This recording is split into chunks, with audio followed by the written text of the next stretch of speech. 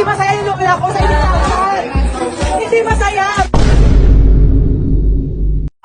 Pinas ka na pala yung sa 11 million. Yung malala eh. Hindi na pinagkakaguluhan dito yung 11 million, 12 million. Pinagkakaguluhan dito, hindi na rin bata. Kasi ang daming batang kumikita. Isa lang yung anak ko. 14 years old. Magkano yung kinita ng 14 years old? 30,000. Ito yung malupit. Kasi yung lola ko, tsameke din. Magkano mo lola? 80,000. Partida, hindi masaya yung lola ko sa 80,000. Hindi masaya. Bakit? Eh, 1 milyon binibigay ko sa kanya. Ay, wait lang! Yung kasambahay ko! Nakikita yung kasambahay ko, oh!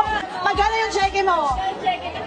21,000. Ano yung sahod? Ay, wag na lang. Baka mag-apply kayo.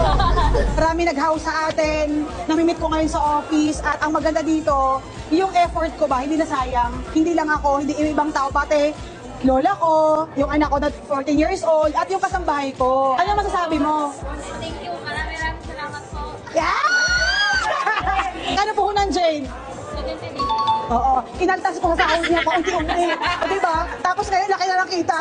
O, baka mamaya mag-resign na sa akin to. O, wag mo muna ko iwanan. Kaya wag na kayo mag-dropship. Scam to scam. Ito scam. Mga siomay, scam to lahat. Wag na kayo mag-dropship.